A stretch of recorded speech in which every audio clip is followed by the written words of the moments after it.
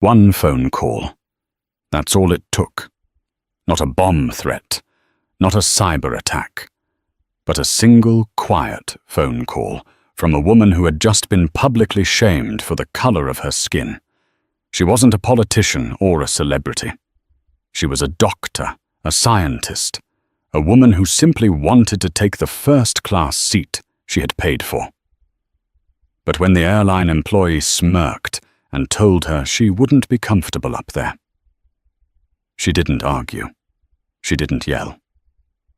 She stepped aside, pulled out her phone, and with a few calm words, unleashed a corporate tsunami that would ground 152 aircraft, freeze an entire airline in its tracks, and vaporize $2.1 billion in market value before the close of business. This is the story of how a moment of quiet bigotry ignited a firestorm of financial justice. The air in John F. Kennedy International Airport's Terminal 4 hummed with a familiar organized chaos. It was a symphony of rolling luggage, clipped announcements, and the low murmur of 1,000 intersecting journeys. Dr. Anya Sharma felt a sense of calm in the midst of it. For her airports were gateways not to vacations, but to progress. A renowned biochemist, her life was a series of flights connecting conferences, laboratories, and philanthropic missions. Today, it was Global Wings Airlines Flight 815 to London, where she was scheduled to deliver a keynote address on her team's breakthrough in protein-folding research work that promised to revolutionize treatments for degenerative diseases. She was dressed for the grueling 9-hour flight, soft-tailored black travel pants, a comfortable cashmere sweater, and practical but elegant flats.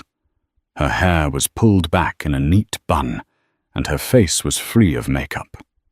In her hand, she held a worn leather satchel containing her laptop and research papers.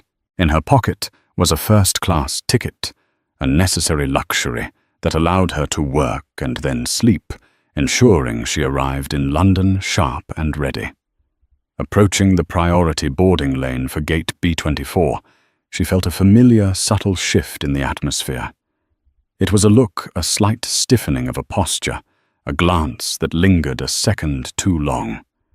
She'd felt it her whole life, the silent questioning of her presence in spaces of privilege. She'd learned long ago to ignore it, to meet it with a quiet confidence that broadcasted, "I belong here." Today, however, that silent prejudice found a voice. The gate agent, a woman in her late 40s with a severe blonde bob and a name tag that read Brenda, gave Anya's ticket a cursory glance before her eyes swept over Anya herself, from her simple attire to her brown skin. A small, smug curl formed at the corner of her lip. "I'm sorry, ma'am," Brenda said, her voice dripping with insincere politeness. "There seems to be a problem with your ticket." Anya maintained her composure. "Oh, I confirmed the seat this morning. 2A. Is there an equipment change?" Brenda tapped her keyboard with exaggerated importance. "The system is showing this seat as unavailable. We've had a few last-minute changes." She avoided eye contact, focusing instead on her monitor. It happens. Anya knew a lie when she heard one. She could see the boarding pass of the man in front of her, also for first class, being processed without a hitch. Unavailable or overbooked. Because if the flight is overbooked, I'm aware of the compensation protocols. I was the first to check in for this flight 3 days ago. Brenda's smile tightened. She leaned forward, lowering her voice into a conspiratorial, condescending whisper. "Look, we can put you in a premium economy seat. You'll be much more comfortable back there. We'll even give you a $200 voucher for your trouble." The implication was as clear as it was grotesque. You don't belong up front with the real first-class passengers. The insult was designed to be deniable, cloaked in the sterile language of customer service. But Anya felt it like a slap. Years of earning her place of shattering glass ceilings in academia and science, all reduced to a sneering assumption at an airport gate. "I'm not interested in a voucher or a different seat," Anya said, her voice dropping to a low, firm register. "I am interested in seat 2A, the one I paid for. Could you please process my boarding pass?" A small line was forming behind her. People were beginning to stare. A man in a crisp suit sighed impatiently. The public nature of the confrontation was part of the humiliation.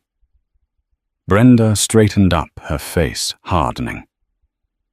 "Ma'am, as I've already explained, the seat is not available. You can either take the premium economy seat, or we can book you on a later flight." She was enjoying this, Anya realized. She was enjoying the power. "I'd like to speak to your manager, Anya," said her voice, devoid of emotion. It was a cold, calculated request. Brenda let out a short, huffing laugh. "Fine." She spoke into her radio. "Mark, I need you at gate B24. A passenger is refusing to cooperate."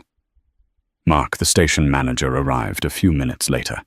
He was a man swimming in a suit a size too large with a harried expression that suggested he lived in a constant state of putting out fires. He listened to Brenda's one-sided, whispered account, nodding along. He then turned to Anya with a tired, placating smile. "Ma'am, I'm Mark Peterson, the station manager. Brenda informs me there's an issue with your seat. These things are unfortunate, but system errors do occur. We've got a great seat for you in row 15, and the $200 voucher is good for a year on any Global Wings flight." He wasn't listening.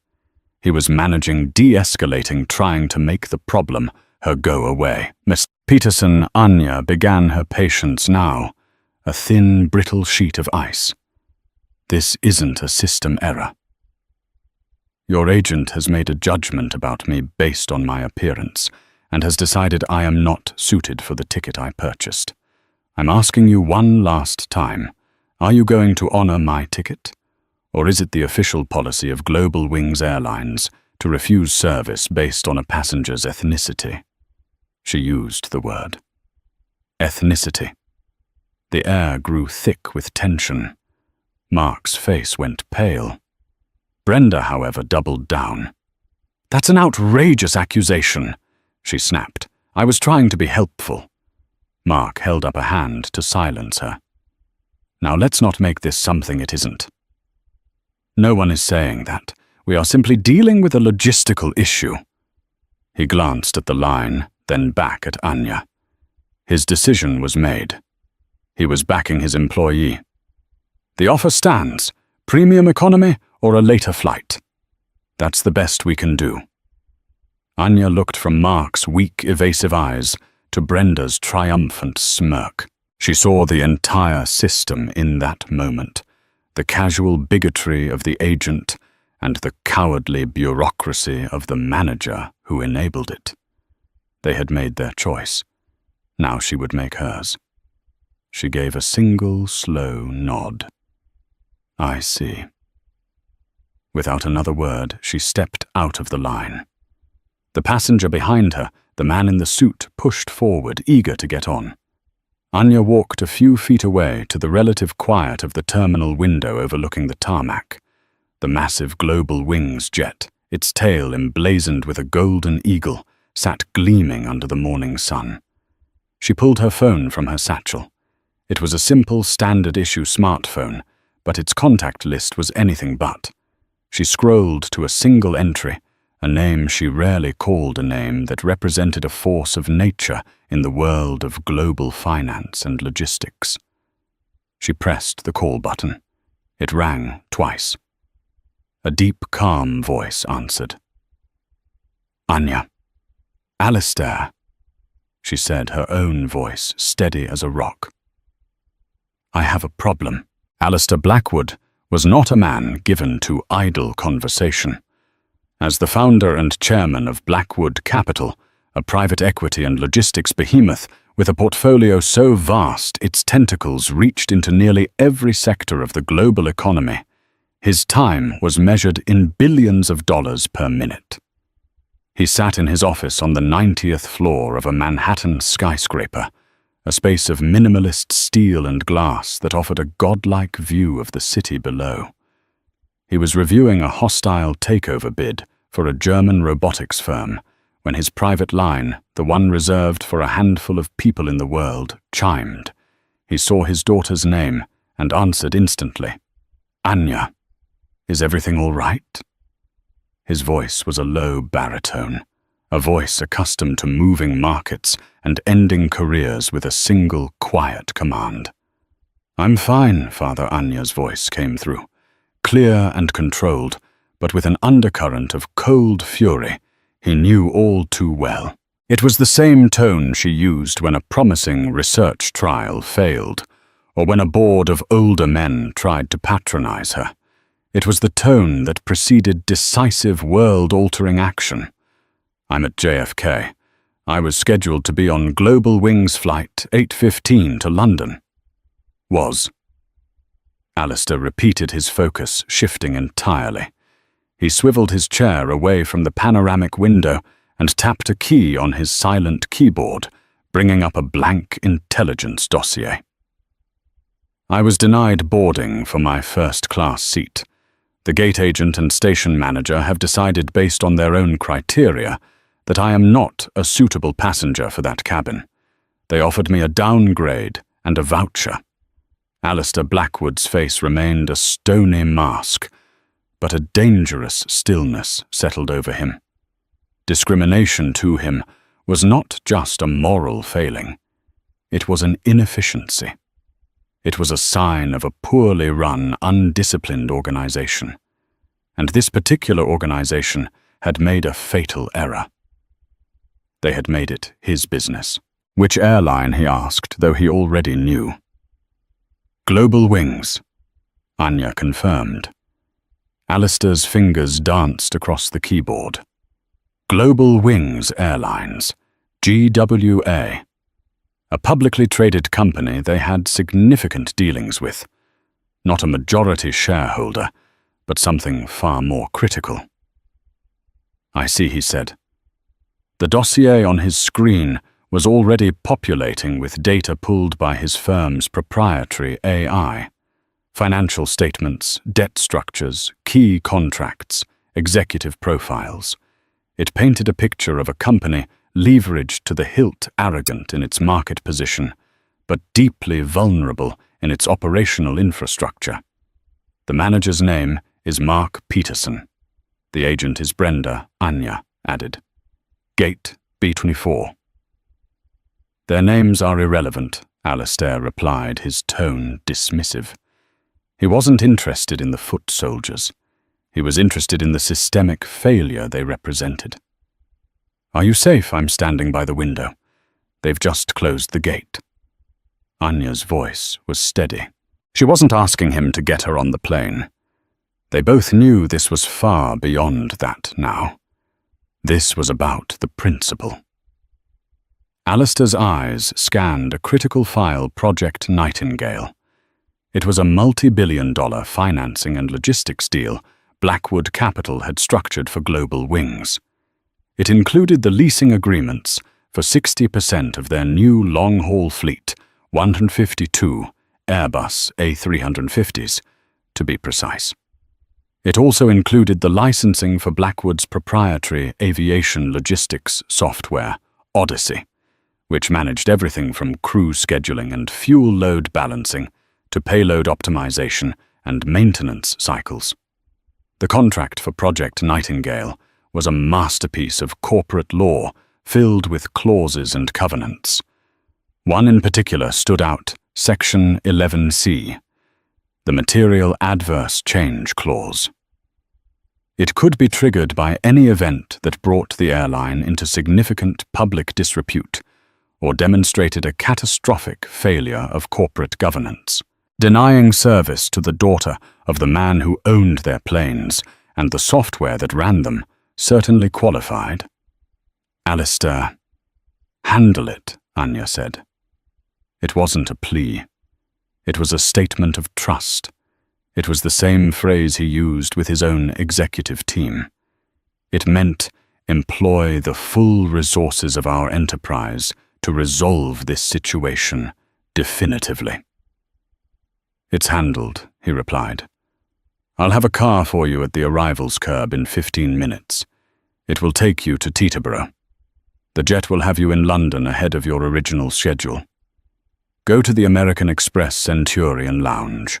Someone will meet you there. Thank you. I'm proud of you, Anya. He ended the call and stared at the GWA logo on his screen for a long moment. It was a golden eagle, a predator. He permitted himself a grim, thin smile. Predators, he knew, had to be careful about which prey they chose. He pressed the intercom. Catherine, get me Marcus Thorne on a secure line and assemble the legal team for Project Nightingale. All of them.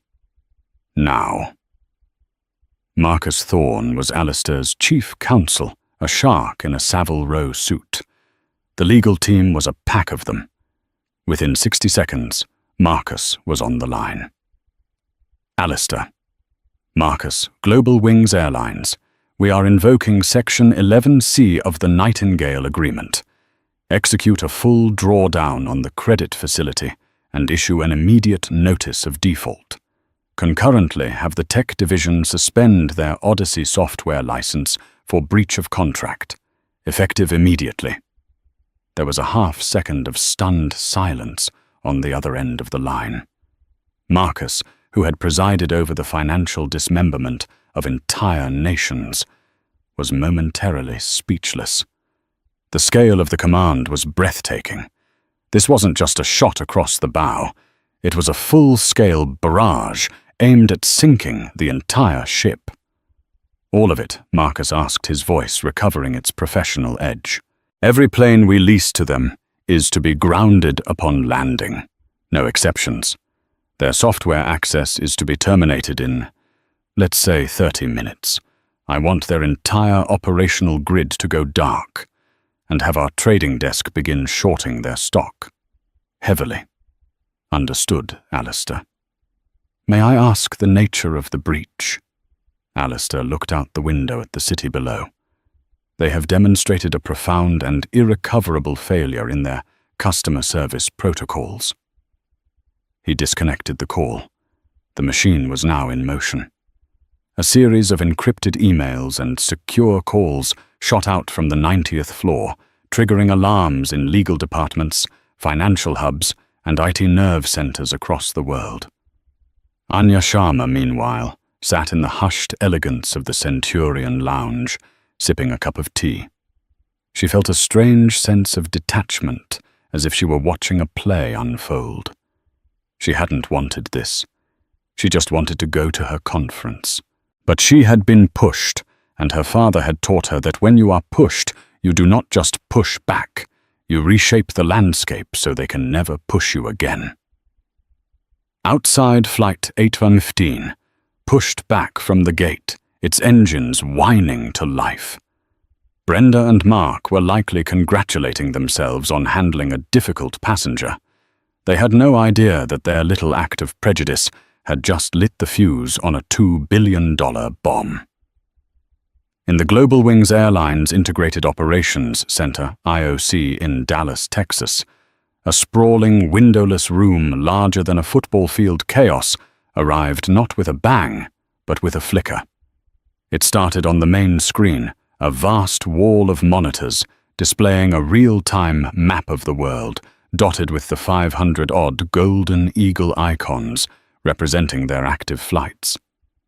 At 9:47 a.m. Eastern Time, an icon over the Atlantic, a flight from Paris to Chicago, blinked from green to red. Then another over the Pacific.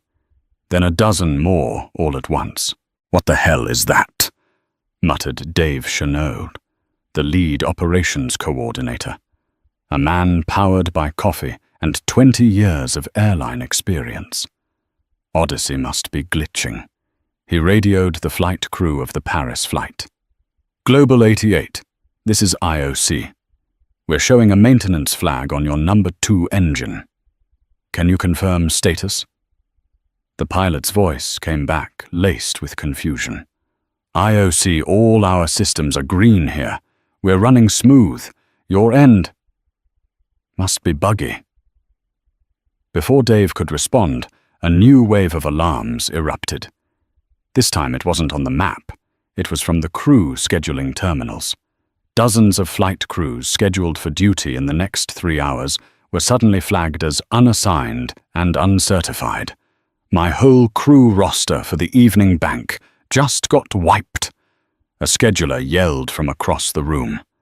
It's saying their certifications are invalid. Then the third wave hit the one that turned confusion into panic. The logistics software, the Odyssey system that was the digital brain of the entire airline, simply shut down. The world map went blank. Fueling requests for departing aircraft were denied. Weight and balance calculations essential for takeoff couldn't be processed. Gates couldn't be assigned for arriving planes. The entire digital infrastructure of Global Wings Airlines had been bricked. Get it on the line. Get Blackwood's tech support on the line. Dave bellowed into his headset, his heart pounding. This is a full system failure, a cyber attack. But it wasn't an attack. It was a contractual execution. In a data center in Austin, Texas, a single command from Blackwood Capital had revoked GWA's access license. The digital gates were closed. At airports across the country, the physical manifestation of this digital collapse began. Planes that had just landed couldn't get onto a gate as the system that assigned them was offline. They sat on taxiways, their passengers fuming. Planes ready for departure couldn't get clearance because the system couldn't transmit their final load data to the FA. The well-oiled machine of air travel ground to a screeching halt. Flight 815. Anya's flight was one of the last to get out. It was now over the Atlantic, a lonely green icon in a sea of red on Blackwood's internal monitoring system. But for the rest of the fleet, the damage was done. At JFK, at O'Hare, at LAX, at Heathrow. Global Wings ground staff stared at blank screens, unable to check in passengers' print bag tags or rebook cancelled flights. The polite apologies quickly turned to panicked shouts as thousands of stranded passengers overwhelmed the terminals. Richard Sterling, the CEO of Global Wings, was in a board meeting discussing quarterly profit margins when his assistant burst in, phone in hand, her face ashen. "Mr. Sterling, you need to see this." He waved her off irritably. "I'm in a meeting, Diane." "Sir, it's the entire network." "We're grounded." Richard snatched the phone. It was the head of the IOC. His voice was frantic. "Richard, we're blind. Odyssey is down. Completely. Their support line is routing to a lawyer. We can't move a single plane. We have 152 grounded aircraft that we can't even run diagnostics on. They're locked out. It's Blackwood. They're saying we're in breach of contract." Richard Sterling felt the blood drain from his face. Blackwood Capital, Alistair Blackwood. The man was a legend, a ghost who moved markets from the shadows. Their Nightingale deal was the backbone of his company's modernization strategy. A breach impossible. "What breach? What are they talking about?" he demanded. "They won't say Richard, they just referred us to a legal notice that was just filed, and the banks, our credit lines with them have been frozen. They just called in the initial loan for the A350s, all $900 million of it, due immediately." The room fell silent. The board members stared at him, their faces a mixture of disbelief and horror. The stock ticker on the wall behind him, which they had been watching with satisfaction moments before, suddenly seemed like a harbinger of doom. GWA was in free fall. It was down 10%, 15%, 20%. Each percentage point represented tens of millions of dollars in shareholder value evaporating into thin air. The numbers were staggering. 152 grounded aircraft, over 500 cancelled flights by noon, an estimated 80,000 stranded passengers. The direct cost of the cancellations vouchers and hotel fees would be in the tens of millions. The stock plunge was already costing over $1 billion. The loan call was a potential death blow, a move so aggressive it was designed to trigger bankruptcy. The final bill, when all was said and done, would be astronomical. And it all started when how Richard's mind raced. What could they have possibly done to provoke this? An accounting error. A missed payment. It made no sense. This wasn't business. This was an execution. His phone buzzed again. It was an email from his legal department with a forwarded message from the office of Marcus Thorne, Blackwood's chief counsel. It was short and brutal. Subject: Notice of Default and Contract Termination. Mr. Sterling. Pursuant to Section 11C of the Project Nightingale Master Agreement. Global Wings Airlines is found to be in material breach due to actions bringing the firm into significant public disrepute and demonstrating a catastrophic failure of corporate governance. All financial and operational services provided by Blackwood Capital and its subsidiaries are hereby suspended. A full brief will be provided to your counsel. Catastrophic failure of corporate governance. Public disrepute. They hadn't had a crash. There was no scandal. Was there? Then a junior analyst in the corner of the room, who had been furiously typing on his laptop, spoke up, his voice trembling. "Mr. Sterling, I think I found something. There's chatter on social media from JFK. A passenger, a Dr. Anya Sharma, is claiming she was denied boarding for Flight 815 this morning. Racially profiled, she says." Richard Sterling stared at him blankly. One passenger complaint, and Alistair Blackwood decides to bankrupt my company. Who in God's name is Dr. Anya Sharma? No one in the room knew, but as her name was typed into the search bar of Blackwood Capital's own intelligence database, her file appeared instantly. Her accolades, her research, her degrees from Stanford and MIT, and under family, one name: Alistair Blackwood. The analyst looked up from his screen, his face pale. "Sir, Anya Sharma is Alistair Blackwood's daughter." In the dead silence of the boardroom, the sound of Richard Sterling's $5,000 fountain pen snapping in his hand was like a gunshot. The puzzle was solved. The reason for their corporate annihilation wasn't a complex financial dispute. It was a gate agent in Queens with a bad attitude and a manager who backed her up. It was a $2.1 billion mistake named Brenda. The emergency flight from Dallas to New York felt like a journey to his own execution for Richard Sterling.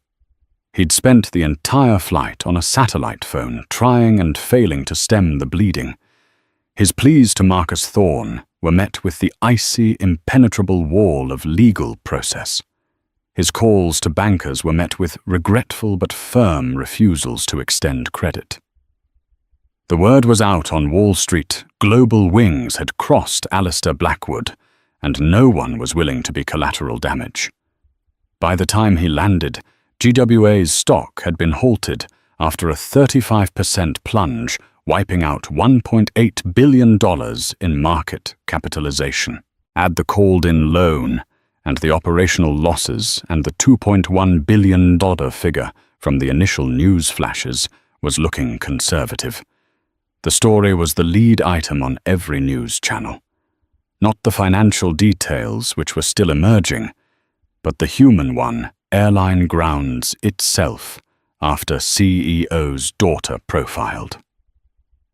The names of Brenda and Mark Peterson were already circulating on Twitter. Richard had been granted a meeting. Not a negotiation, he was told, but an audience. He was driven directly to the Blackwood Capitol building, a gleaming spear of black glass that seemed to mock the sky.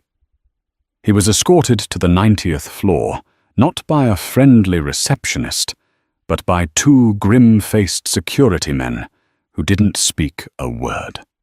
The office was exactly as he'd imagined, vast, silent, and intimidating. Alistair Blackwood was not sitting behind his desk. He was standing by the window, looking down at the city, his back to the door. He was a tall man, impeccably dressed in a dark grey suit that probably cost more than Richard's car. He didn't turn around when Richard entered. "Mr. Blackwood," Richard began, his voice hoarse. "Alistair, I cannot begin to express my profound apologies for the misunderstanding at JFK this morning." Alistair remained silent for a long moment, watching a helicopter land on a nearby rooftop. Finally he spoke, his voice calm and resonant. "It was not a misunderstanding, Richard. It was a choice.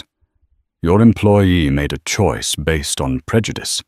Her manager made a choice to endorse that prejudice, and your corporation for years has made the choice to foster a culture where such behavior is possible." He turned around slowly. His eyes were like chips of granite. "This is not about my daughter. She is a brilliant, resilient woman who can handle herself. She is already in London preparing for her speech. This is about the principle. You have a cancer in your organization, a cancer of arrogance and discrimination. I don't invest in sick companies. We will fire them," Richard said quickly, desperately. "Brenda, Mark, anyone involved. We will issue a public apology to Dr. Sharma. We'll donate to a charity of her choice. Anything." Alistair gave a slight, dismissive shake of his head. "You're trying to treat a tumor with a bandage. Firing two low-level employees is meaningless. It's a public relations gesture." "I am not interested in gestures." He walked to his desk, but didn't sit. He leaned against it, crossing his arms. The power dynamic was absolute. "Let me be clear about what happens now." Alistair said, his voice dropping to a near whisper, which was somehow more menacing than a shout. "This is the price for turning my systems back on and restructuring your debt. Not forgiving it. Restructuring it." Richard held his breath. First, Alistair began holding up a finger. "You will issue a public statement, not just an apology to my daughter, but an admission of systemic failure within your company. You will detail the exact steps you are taking to rectify it." He held up a second finger. "Second, you will not donate to a charity of my daughter's choice. You will establish a $25 million foundation funded by Global Wings, dedicated to providing scholarships and grants for minorities in the aviation industry. My firm will oversee its charter." A third finger. "Third, you will overhaul your entire customer service training protocol from the top down. The new curriculum will be designed by a diversity and inclusion consulting firm, which I will select. All 30,000 of your employees, including yourself and the board, will complete it." Richard's head was spinning. The cost, the public humiliation. But he had no choice. "Yes, of course, we agree." Alistair looked at him, and for the first time a flicker of something other than cold anger appeared in his eyes. It was pity. "I'm not finished," he said. "That is simply the price for your company's survival. There is also a price for my renewed partnership." He paused, letting the weight of his next words settle in the room. "Blackwood Capital will be converting your debt to equity. We will take a 51% controlling interest in Global Wings Airlines. The market has, after all, presented us with a significant discount today." Richard Sterling felt his knees go weak. It was a corporate death sentence for him and his board. They would be puppets. Alistair Blackwood wasn't just punishing them. He was seizing their kingdom. It was a checkmate so brutal, so complete, that it was almost beautiful in its strategic perfection. And finally, Alistair added his voice, returning to its flat, emotionless tone. "You will, of course, be tendering your resignation, effective immediately. Your board will follow by the end of the week. My team will be taking over." Richard stared, speechless. He had come here to save his job. He was leaving without his company. "Discrimination is a poor business model," Richard Alistair said, turning back toward the window as a clear dismissal. "It creates inefficiencies, and I always capitalize on inefficiency." Richard Sterling stumbled out of the office, a ruined man. The machine of justice once set in motion was absolute.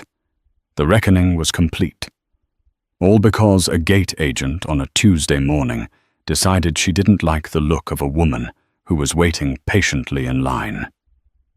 The news of the Blackwood takeover of Global Wings sent shockwaves through the industry. It was a story for the ages, a corporate titan using his immense power not for a typical hostile takeover, but as a direct consequence of a single act of discrimination. The story had everything drama power, a clear villain, and a satisfying if brutal resolution. The changes at the newly controlled Global Wings were swift and merciless. Alistair Blackwood's transition team, led by a cadre of his most efficient executives, descended upon the Dallas headquarters. Richard Sterling's resignation was the first of many. The entire executive board was replaced. The new company mandate issued from the 90th floor in Manhattan was simple: excellence, integrity, and inclusivity. In that order. Failure in one is failure in all. The $25 million foundation was established within a week. The new mandatory training programs were rolled out. The airline's branding was subtly but significantly altered with a new ad campaign focusing on the diversity of its own staff and the passengers they served. It was a masterclass in corporate re-engineering, born from an act of spite. Anya Sharma delivered her keynote address in London to a standing ovation. Her research was hailed as a monumental step forward. She politely declined all interview requests about the incident at JFK, issuing a single written statement. "Prejudice is a societal illness. I am fortunate that in my case there was a swift and effective cure. My focus, as always, is on my work, which I hope will one day cure illnesses of a different kind." She flew back to New York on a Blackwood Capital private jet, quietly resuming her life, leaving the corporate carnage in her wake. But what of the catalysts? What of Brenda and Mark Peterson? They were, as promised, fired, but their punishment didn't end there. In the age of the internet, they had become infamous. Their names and faces were plastered across social media and tabloid news sites. They were the memes, the punchlines, the human faces of a $2.1 billion blunder. Mark Peterson, a man whose entire career was built on avoiding confrontation, found himself at the center of a global one. He was unemployable. The airline industry was a surprisingly small world, and no carrier would touch the man who cost Global Wings its independence. He sold his house in the suburbs and moved 2 states away, taking a job managing a self-storage facility. a place of quiet anonymity where he could hide from the world. His mistake had cost him his career, his reputation, and his self-respect. Brenda's fate was harsher. She had been the agent of the conflict, the one who lit the match. She reveled in her brief moment of power at the gate, and the public vilification was for her a bewildering and terrifying reversal. She received threats. People picketed her home. She was forced to move to change her name, but the story always followed her. She tried to find work, any work, but a simple background check would reveal her history. She saw herself as the victim scapegoated by a powerful billionaire. In her mind, she had just been doing her job, making a judgment call. She failed to grasp, even as her life crumbled around her, the true nature of her transgression. She never understood that her judgment call was not based on logic or rules, but on a deep-seated prejudice she refused to acknowledge. A year after the incident, she was working as a cashier at a discount grocery store in a town she'd never heard of before her downfall. She was heavier, her face perpetually etched with a look of bitter resentment. One evening, a young woman came through her line. She was a doctor, judging by the scrubs she wore under her coat, her skin the same shade as Anya Sharma's. The doctor smiled kindly at Brenda as she paid for her groceries. For a fleeting second, Brenda felt that old familiar spark of resentment, the same ugly feeling she'd had at gate B24. A voice in her head whispered a sneering comment. But then the exhaustion and the sheer weight of her new reality crushed it. She looked at her own chapped hands, at the fluorescent lights of the cheap store, at the long, empty evening that awaited her in her tiny apartment. This was her life now. This was the consequence. There was no grand confrontation, no dramatic moment of realization. There was only the quiet, grinding reality of a life diminished, a future erased.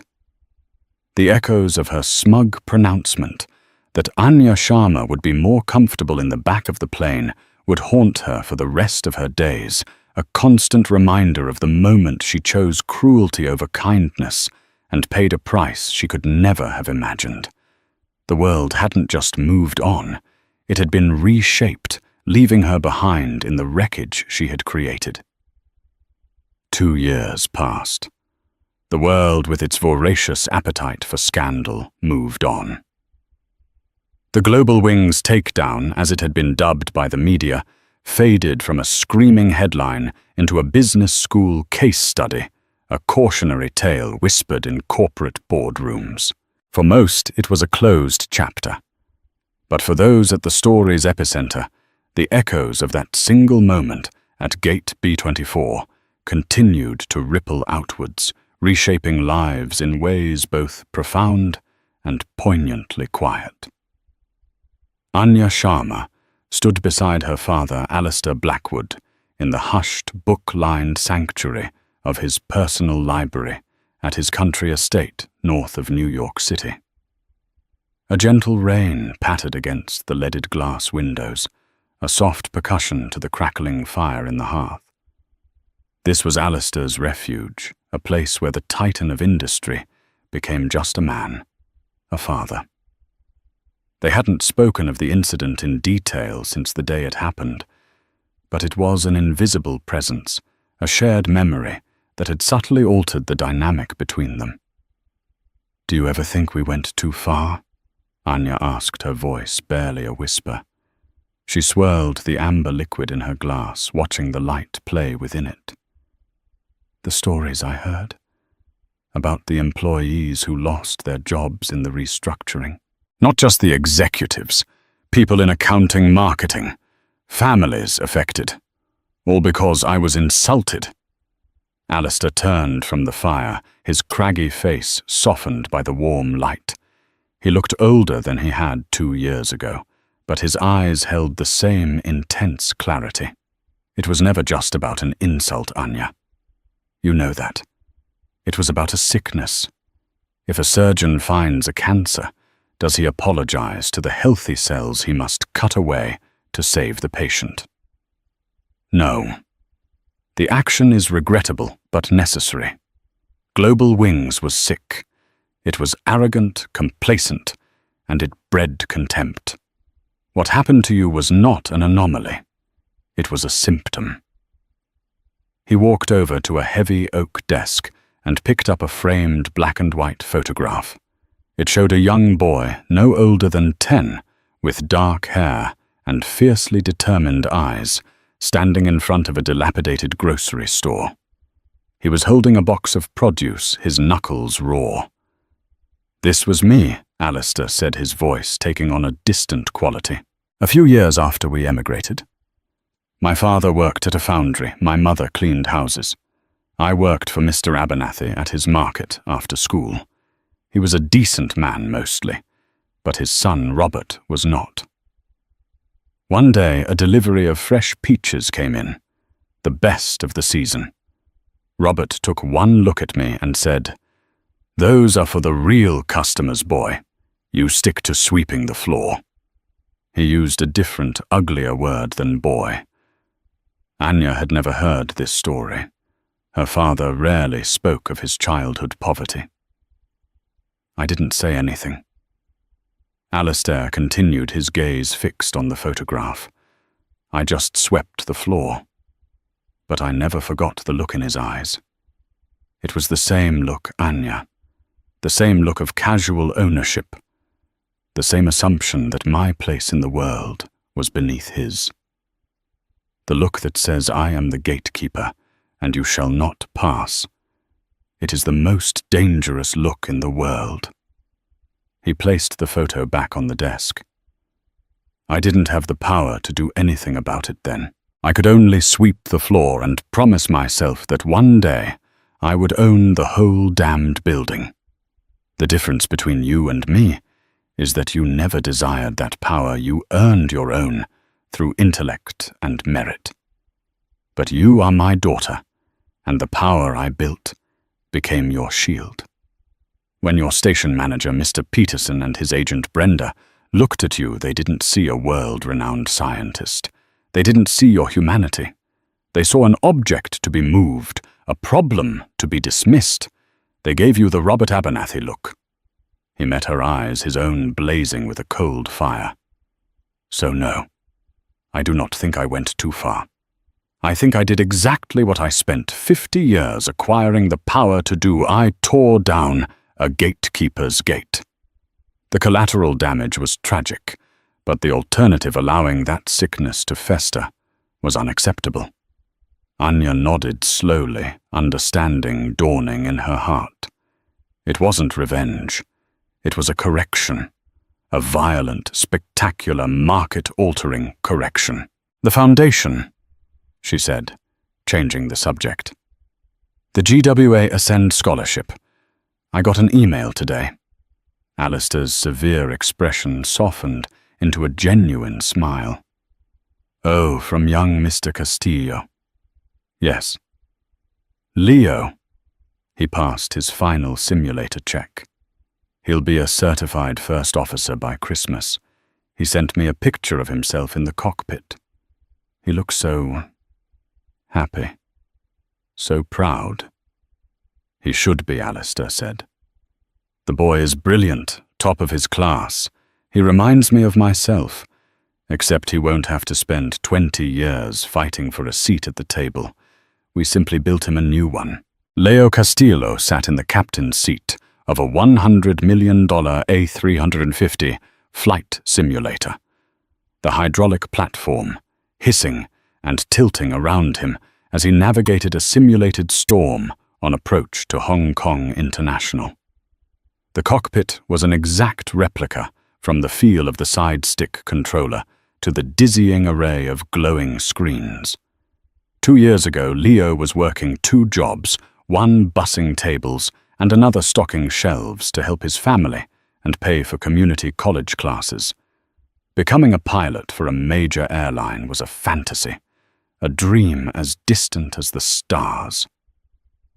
His instructor, a veteran captain named Sarah Jenkins, who was part of the new guard hired by Blackwood's team, smiled from the co-pilot's seat. "Easy on the rudder, Leo. Let the autopilot handle the shear. Just guide her in. You've got of this." Leo's hands moved with practiced confidence. He was a natural. He had the spatial awareness, the calm under pressure, the mathematical mind. All he had ever lacked was the opportunity. The GWA Ascend Scholarship had provided that. It wasn't just a check for tuition. It was a comprehensive mentorship program, a pathway carved directly into the heart of the revitalized airline. The scholarship application had asked a simple question. What does flying mean to you? Leo had written, "Flying is the ultimate form of possibility. It's proof that with enough ingenuity and determination, even the heaviest things can rise above the clouds. It's not about escaping the world below. It's about seeing it from a new perspective, a perspective where borders disappear and we are all just people journeying." He brought the simulated aircraft down through the digital rain and onto the runway with a smooth, firm landing that barely registered. "Textbook Castillo," Sarah said, clapping him on the shoulder. "Welcome to the flight deck." Leo leaned back, a wide grin spreading across his face as the simulation ended and the screens reverted to a neutral blue. He looked at the Golden Eagle logo on the yoke. He knew the story of the airline's transformation. Every new hire did. It was part of their orientation. They didn't mention the names, but they told the story of the passenger, the confrontation, and the fallout. It was presented as the creation myth of the new global wings, a story of how a moment of failure was transformed into a catalyst for profound positive change. Leo felt a strange connection to that anonymous passenger. Her humiliation had, through a bizarre and brutal alchemy of power, become his triumph. Her closed door had become his open sky. He made a quiet vow to himself that he would honor that sacrifice, that he would be the kind of pilot, the kind of person who saw the humanity in everyone, whether in row 1 or row 41.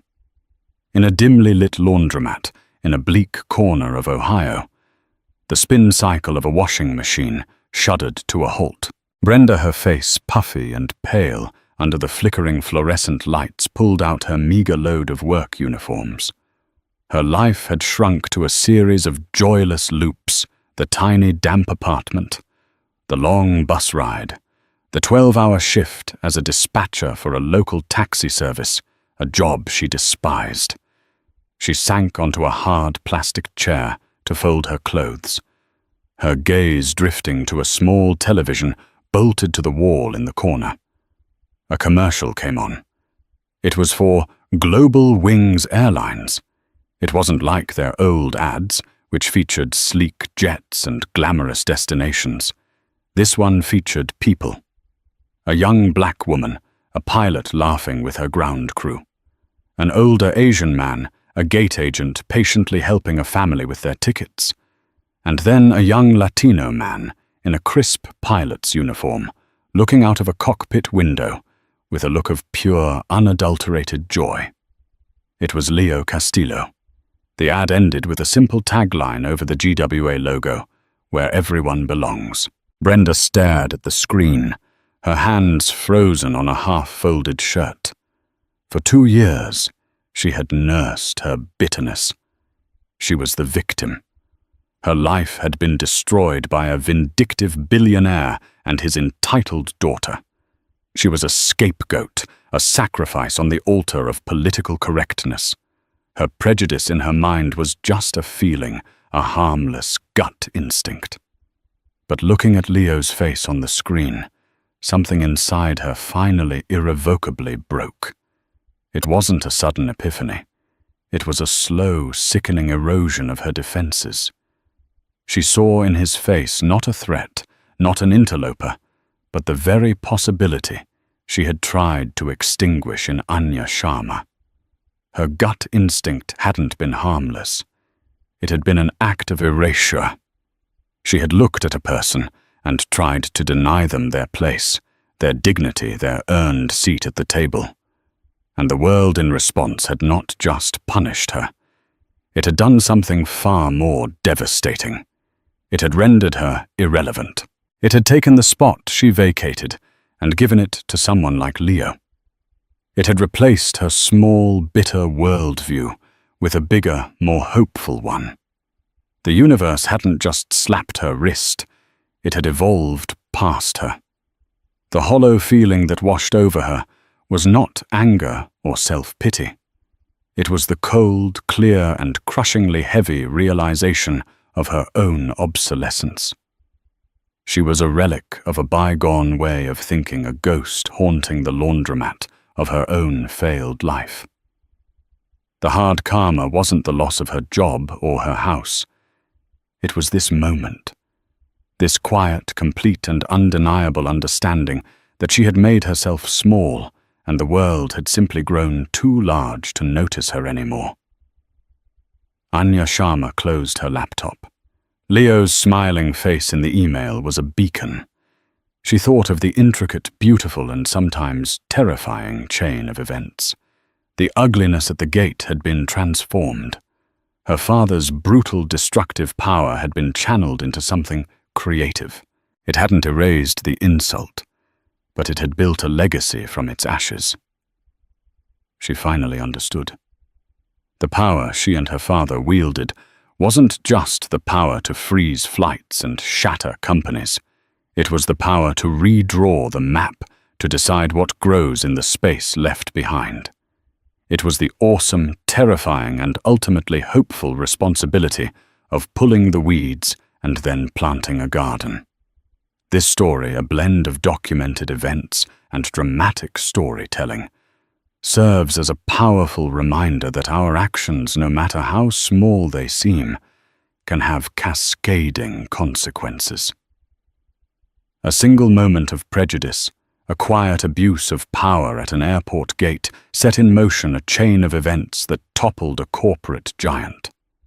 It highlights a profound truth in our interconnected world. True power isn't always loud and aggressive. Sometimes it's the quiet, dignified response that brings forth the most earth-shattering justice. The world is full of Brendas and Marks, but it is also full of Anyas and Alistair's, people who refuse to let injustice stand. If you believe in standing up against prejudice and holding people accountable for their actions, hit that like button to show your support. Share this video with others so this story can serve as a warning and an inspiration. And if you want more true stories of dramatic consequences and powerful reckonings, make sure you subscribe to the channel and ring that notification bell. Thank you for listening.